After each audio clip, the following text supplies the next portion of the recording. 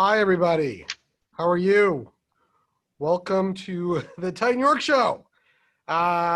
This one is going to be really interesting. I mean, in preparation for it, I've seen a ton of insights, and I'm going to introduce my good friend, Ilan Barda. He's the Assistant Vice President of First National. I think, Ilan, if you there you go. How are Hi, you? how are you? I'm great. How are you? Good, good. Thank you very much for being here. I totally appreciate it. My Um, pleasure.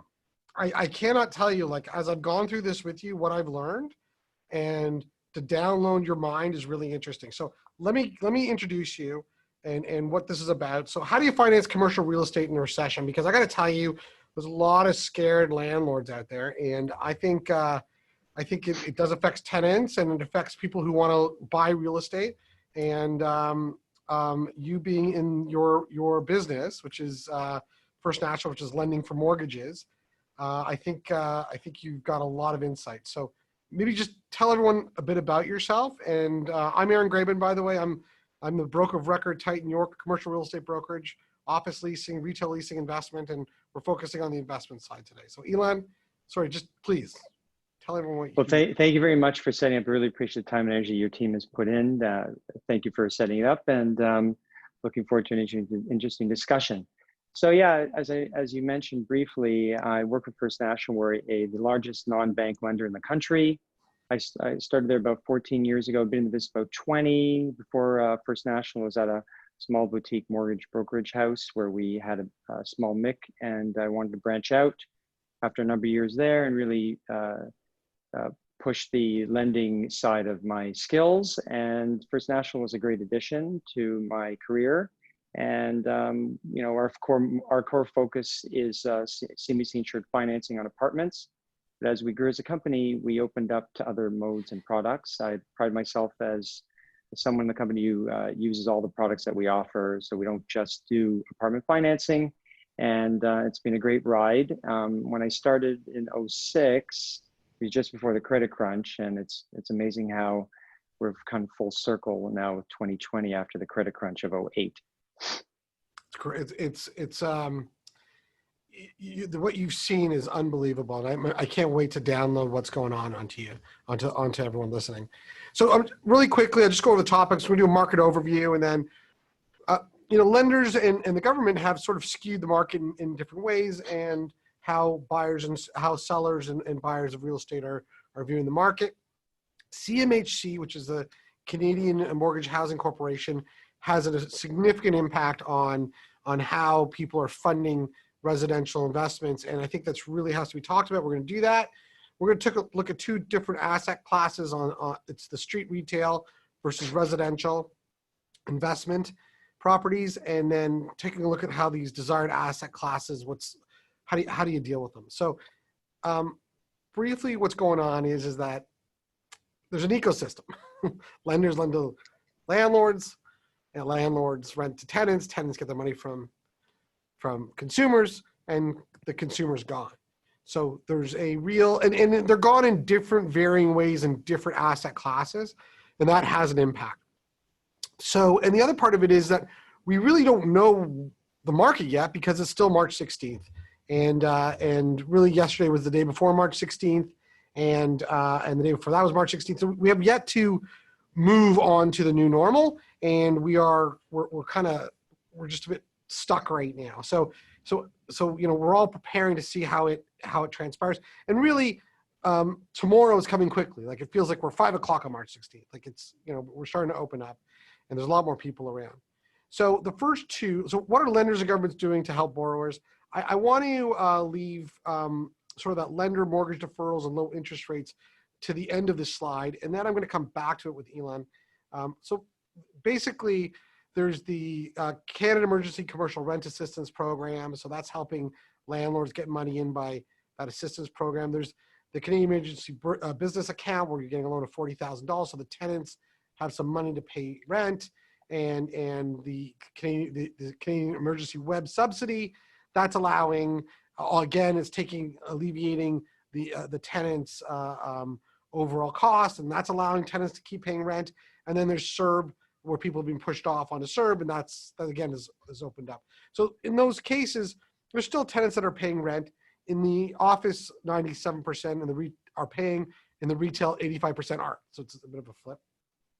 So let's come back to mortgage deferrals and interest rates. And then there's two types of banks. There's a traditional bank, so CIBC, Royal Bank, Scotia. And then there's the pension fund investor bank. And Ilan, your First National lands in the latter. It's a pension fund investor based lending, and it's being affected in different ways. So maybe you want to talk about the differences a bit. Yeah, so I think it's important for the listenership to understand the difference between First National or other non-bank lenders versus the banking world. We view our clients as partners, not to take away from the banking world, but their focus primarily on the real estate side is to offer the real estate in order to garner private wealth and operating lines and banking relationship on a day-to-day basis with their clients. And they provide real estate lending sort of as a side business. For us, it's the main business. And as a result, we really look and focus on our clients as partners, especially when we're doing up to 75% of the total value of the property. So because we aren't a bank, we're a business like you guys. And as a result, we have balance sheet funds that we use. We have investors that we tap into. And that's how we shore up our funds in order to provide loans or mortgages to our clients. So there is a big difference, with pre-COVID, the banking world would use the Bank of Canada to cover everything in line on a nightly basis. With COVID, the Bank of Canada has come out with extraordinary measures in order to protect the economy.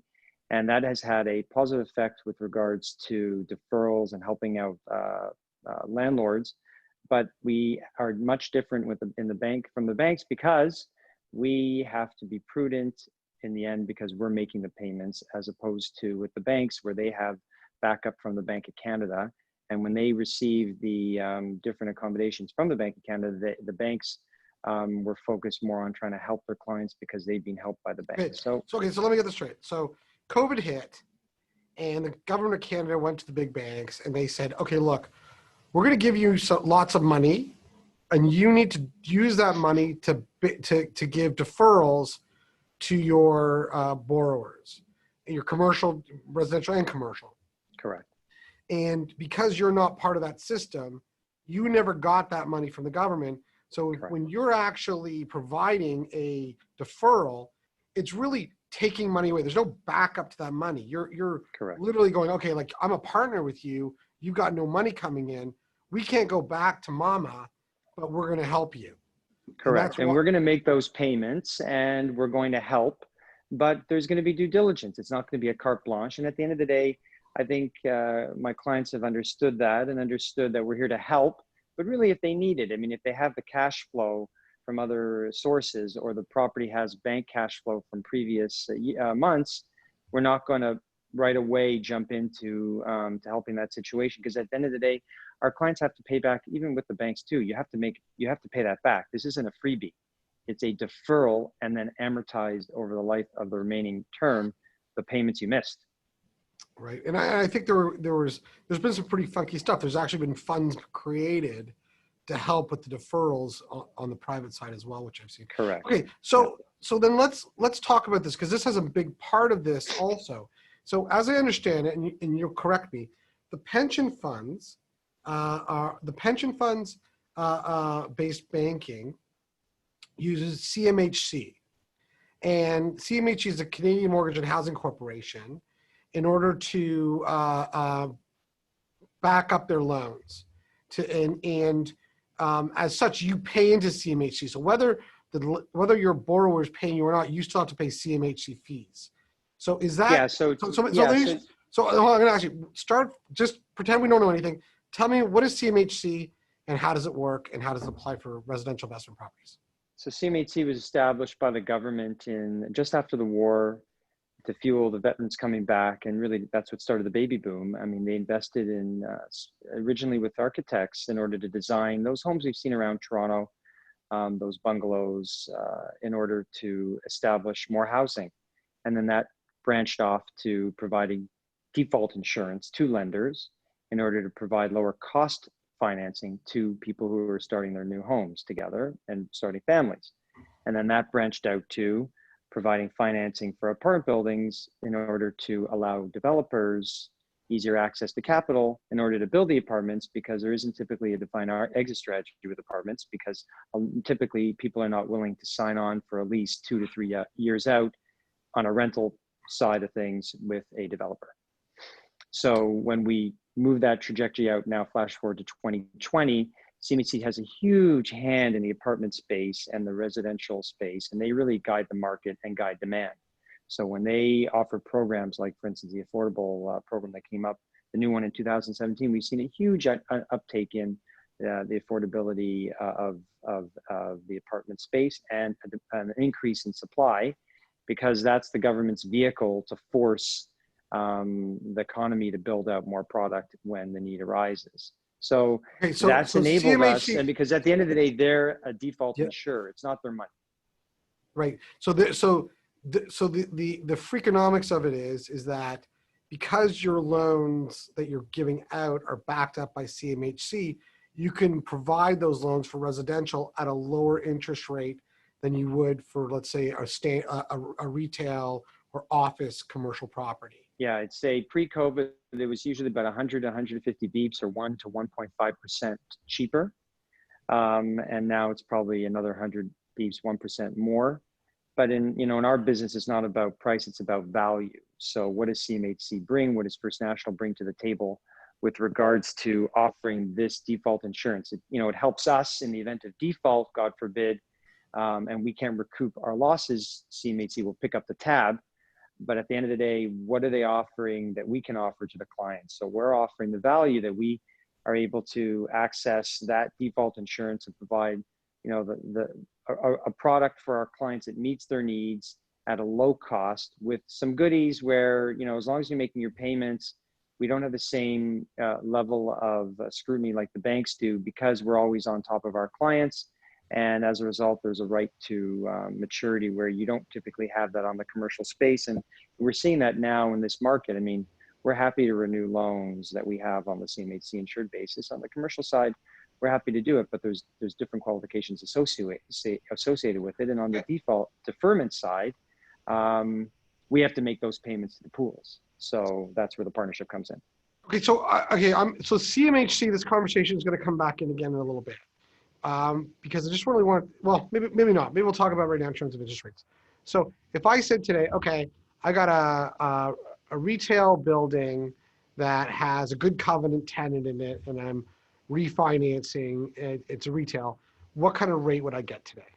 And I'm not holding, I know it changes every day, and just. Yeah. I think if it's sound and it has the income, let's assume we're in a situation where you have the tenants in and there's no COVID pandemic issue, then you're looking somewhere around 3.5% to 4%.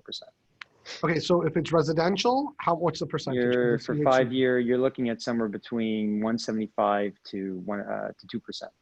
So is that a 2%? Is that effectively a 2% difference? Yeah. It's substantial, yeah. That's really substantial. So that's huge, substantial. And that's where the innovation comes in, because I think clients of ours at First National have come to us, come to my team, come to me over years, and we're always trying to figure out ways to make sure that we're not being disrupted and that we're innovative and creative. So if you've got a plaza, we're looking to add apartments on the space. If it's a storefront, we can go into that more detail. Okay, and I think we just want to talk about it quickly. I don't want to spend too much time on it, but what's going on with interest rates? Maybe we can talk about that too, because that forms a big part of the purchasing.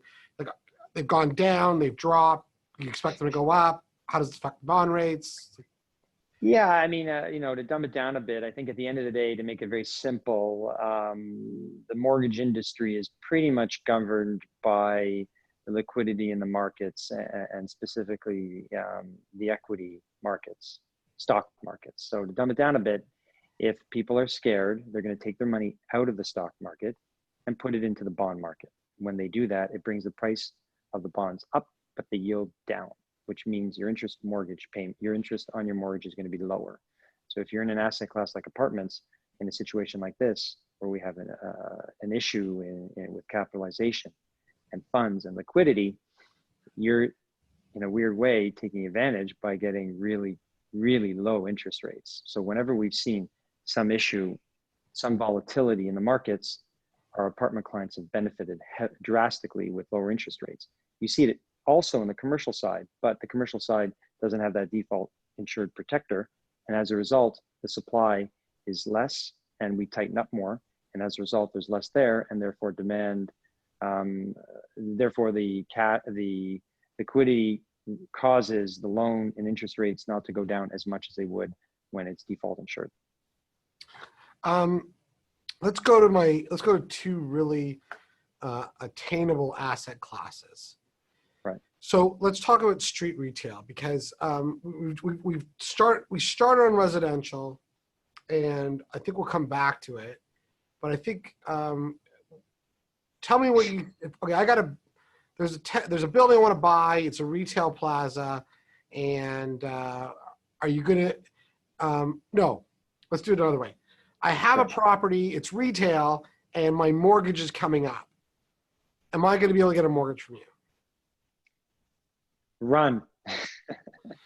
Yes, you'll be able to get a mortgage from us. We're here to make sure that we don't take keys back, and we're trying to help the market here, and we're trying to help people out given the situation. But I think in that regard, we want to make sure that there's a sound business plan associated with that asset. So if it's missing some tenants, what are you doing to bridge the gap? Are we going to do something where if you currently have a term loan, that would typically see it go, have it renewed as a term loan, and your balloon, meaning the term of the leases, is shorter than the 5 years that clients typically want in this day and age? And how do we mitigate that? Are we doing an IO interest only loan? Are we looking to maybe have some buy down on the original loan? Are we here to help you do a bridge in order to wait out this issue? Because if your loan's coming up for maturity and it was us, we would work out something with you for the next 3 to 6 months when things kind of, settle themselves. So it would be foolish to get into something long-term unless you really had to, because unless your property is performing really well, it's going to be very difficult to find that anyway. So when we first talked about this is the one thing that freaked me out. I was like, oh my God, like if you were telling me that you're not going to, that funding a retail street front property is difficult. Think about all the guys that have bought heavy or high or at a low cap rate, and they're coming up for refinance, and the tenants are bucking right now. And it's funny because you said run. I'm like, I'm running towards it because I'm a real estate broker, and of course, and I'm I also buy stuff too. So I'm like, I think you also said, sorry. Well, go ahead. What did I say? I think you also said buck too. Yeah, that's right. That's right. But that freaked me out more than anything when you started talking like that. I was expecting right. Oh yeah, Erin, don't worry, we'll figure it out. Like, there'll be a way. And then you said, you should really think about, what was your suggestion? You said, no, you should turn that ground floor retail into residential. That's correct. I think at the end of the day, we have to be true to ourselves. I mean, look, we've all done very well here. I mean, most of us at least, and in the last 10 years. So we have to take stock of that. And what have we done to protect ourselves? And what business sound decisions have we made in order to protect ourselves in the event of disruption? And how do we implement some creativity and innovation in order to compensate for that? The market's going to come back. It's always come back. It's a matter of time. And this one, I think, will come back quicker. I was just, with a colleague of mine the other day at a plaza that I used to frequent when I was younger.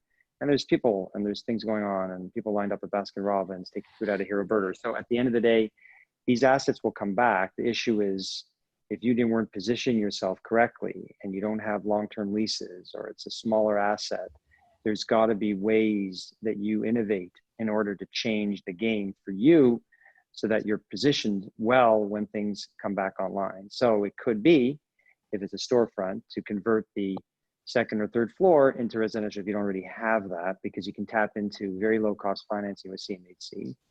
And I think the market, we're seeing, collection rates in the 95% range. And in May, the collection rates were about the same and took even shorter to get on the residential side. Okay, so you know what? Okay, so now we're bridging the gap. So we're going from street front retail to second floor residential. So right, retail on the bottom, residential on top. But the CMHC doesn't apply. I can't It use them. can, yeah. So that's where the innovation comes in. If we're able to get that asset to have 30% of the income, which is probably a good thing in the end too, no higher than 30% of the income comes from the commercial space, and the overall income is no higher than 30%, then we can tap into CMHC insured financing, and then you're able to get the commercial space to be underneath or within the apartment financing construct, and therefore you're going to tap into very low cost financing, and in the end you're going to distribute the risk a bit, because maybe if you're at the reverse or 50-50, maybe it's time to think about limiting your risk on the commercial side of your property if you can. And maybe you're going to the city to see if you can add some floors. I have a number of clients of mine who've been looking into that, and the city's more than happy to do that. Are they willing to lose the full commercial income on the main floor? Probably not, because of taxes. But I've had a few clients who've been able to get the city on side with that when it's not on a main strip. So we have to be realistic in what can be done, but there's things that we can do to mitigate the situation on a case-by-case situation. So I find that, I find that interesting. I said, well, okay, now I'm going to go look for properties where I can get, 30% commercial and balance residential. And yeah, I mean, if you have if there was some sort of office on top that's now a small tenant that wasn't performing and probably you weren't happy about it anyway, why not try to convert that top floor to residential? Let's talk about residential. So we'll go back let's go back and connect low interest rates, CMHC financing, smaller, residential properties, cap rate compression. So let's talk about that, because there are some soft spots in residential, and one is that there's fewer 2020 foreign students. There's lower immigration. There's 4,000 Airbnb units that have come on the market. The largest number of newly constructed rentals in the last 20 years has come on the market this year. Young renters are retreating to live with their parents because, one, they don't have jobs. They're getting the CERB. I might as well move back home and get the CERB and save on my rent too. And the university colleges are closed, so the students are staying home for the first part of the year. Like, I actually own residential apartments outside of I'm the broker of Titan New York. I'm a tenant rep, office leasing, retail investment broker. But outside of that, I own a couple buildings, and I've had like three come up, three vacancies, all from students going back to live with their parents, which I thought was interesting.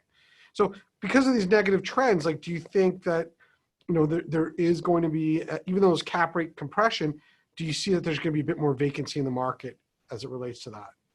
I mean, I think there always will be. I mean, I'm an optimistic person at heart. So really, yeah, there might be, but where, how, when, and what can you do to position yourself to be better fitted for whatever's ahead to come? So if you use an example, the condo market, yes, they've taken a massive hit from an individual investor standpoint on the residential side. So if you own a condo and you're renting it out, you're feeling the pain right now. But if you're an apartment owner, a special purpose apartment owner with 20, 30, 40 units, you're doing fine, because that's purpose built and people want to be in a property managed place. So what can you do, knowing those two things, and you own a storefront, what can you do? And if you're looking to convert, or you own now, what can you do to position yourself to be more like those property clients of ours that have 500,000 plus units? What can you do to compete, to be like them? And there's ways to do that. I mean, being in tune with your tenants. If it's a storefront, a balcony, something that maybe the apartments in your area can't offer. The ability to offer, maybe if you have the space and it's not being rented, a fitness area or something. I mean, we can go on for hours and be creative and innovative about how there's ways that you can turn your property around. But at the end of the day, it's short term, because everyone wants to live here. You go, unfortunately, we're not traveling right now, but when I've been traveling, you go anywhere. Being in Europe, I was in Europe last year. Everybody wants to move to Canada. Everyone sees it as a free and safe place. So I think it's really important that we are aware of that and know that once the borders open up again, people come back, and kids want to go to school. They don't want to be at home with their parents, let me tell you. So I have a number of friends like that. So yes, there's going to be some pain, but we're very optimistic it's going to come back. But there's a difference on that in retail. So on the retail side, going back to it again, I mean, look, fitness, sit down restaurants, dentists, they can't get into their space. There's been small, large corporate defaults already. There's some changing consumer trends like higher adoption of online shopping, shorter travel distance with COVID. We're not going so far. We're trying to stay out of downtown.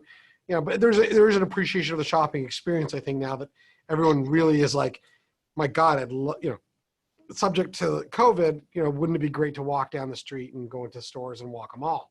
But I'm what I've learned from you so far, and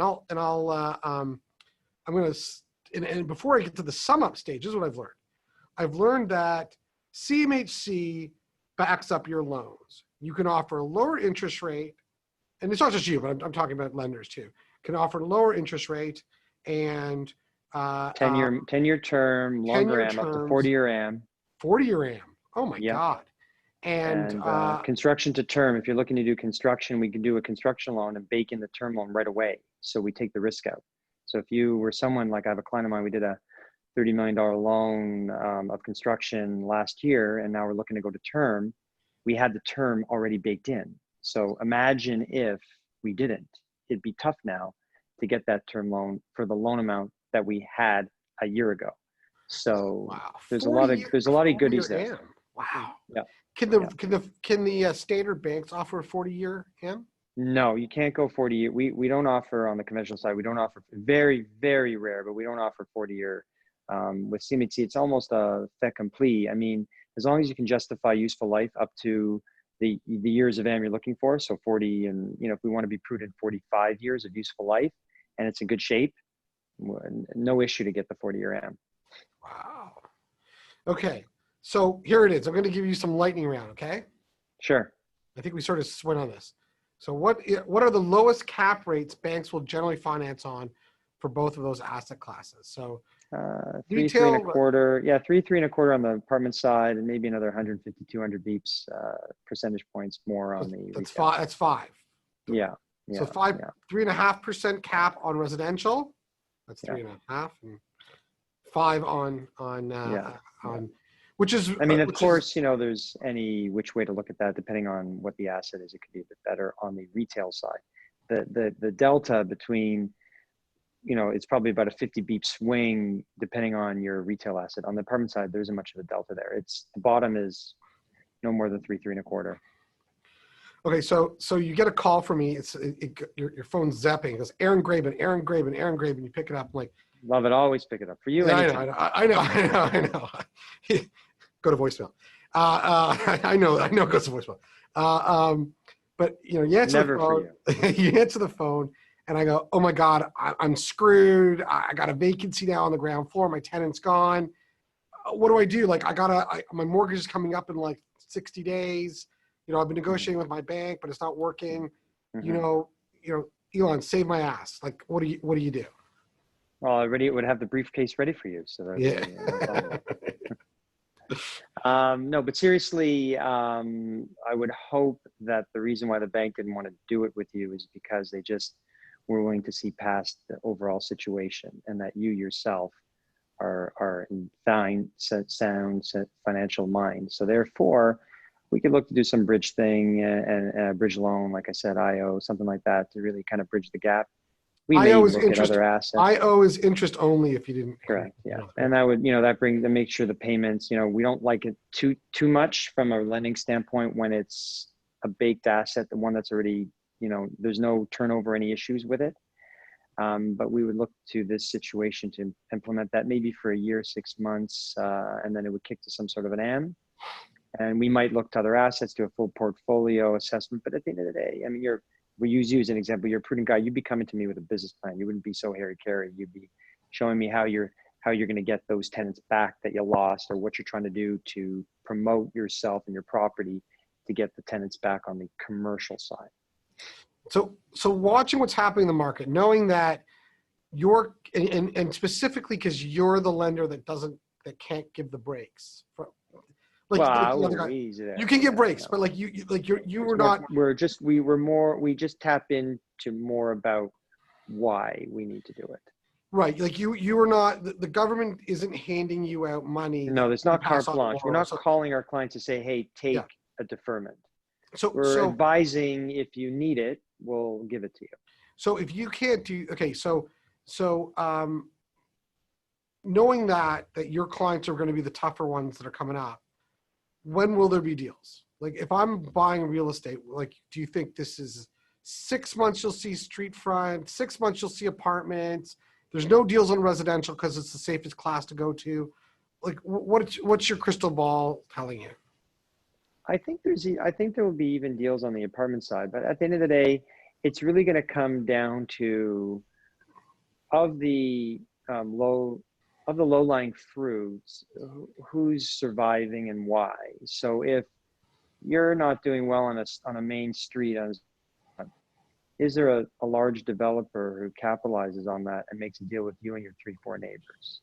That's where you might see things change. I don't know if there's going to be so much of a deal to buy a specific one smaller asset, because whoever's going to buy it's going to be in the same position unless they know something that we don't know, or they're looking at it the way I like to think and be optimistic of different ways to turn that asset. But I think that's where the deals may come, is more of a combination of assets on the storefront side.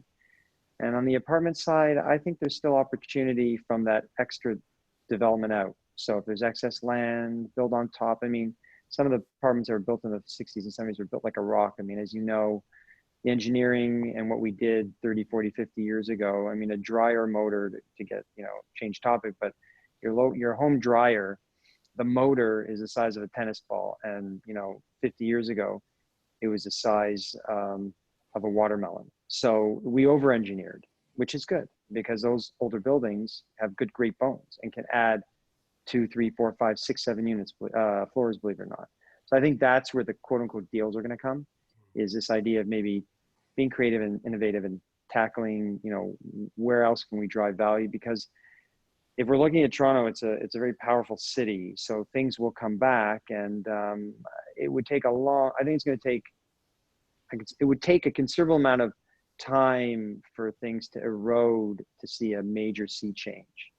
And we're not seeing that right now. I mean, the bank kind of came out yesterday and said that, we're kind of past the peak of this pandemic. So is something else going to come back? Who knows? But being optimistic, I would say, this is a blip in the road. We all made a lot of money the last 10 years, so we don't make as much money this year. Okay, it's not great. It's not good, but we'll survive. We've always survived, and we'll make a turn for the better. So I'm going to put it to some questions. Let me see what I have here. Oh, sorry. Let me go back to the question thing up here. Every time it does this, here we go. Oh my God, participants, Q&A. Chat. Where's my chat? I apologize. It looks like I am not doing this. Okay, so I'm going to ask. And I'm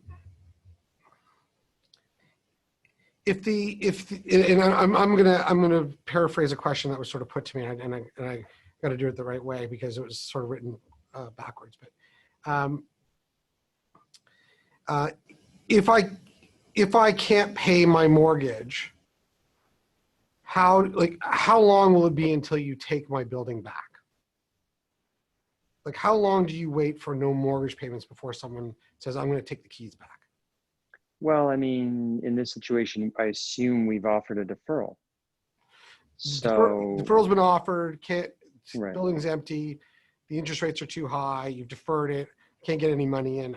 When do you start taking back keys? That's a very weighted question. I would say, it's a last resort, and we would really be working with that client to see if there's a way that we can mitigate having to take it back. I mean, you don't typically go from cash flowing, making payments to zero and not be able to get anything back. I find that hard to believe. So if we can get something back, typically, at least the clients that we deal with are not one-off. They own other properties. So there's got to be a way that we can maybe take collateral or we can offer, some deferments of interest or payments outside of what we typically been doing, but focusing more on tenant inducement idea in order to attract clients, attract tenants. So I don't really want to talk about that. I hope we don't get there, but at the end of the day, if you can't make your payments and it's going to be for a very long time, it's going to happen. That's reality. And I think the comment to that is, how many buildings do you have in the default of the thousands and thousands and thousands of, I mean, I don't know how many mortgages you have out there. What do you got, like 20,000, 100,000? We have over 110 billion of assets under management. So I don't know. And how our average, our real estate, our commercial book is 25 billion, and I think our average loan size is 5 million. So. And of that, how many buildings do you have for sale under default? 0. Yeah. And okay, next question on the other side, talking about speed. I found a building. I'm putting an offer down. He's giving me, I got 30 days due diligence and 30 days close. No problem? Yeah, no problem. What's the fastest you could get a mortgage going on a property? 2 weeks. Wow.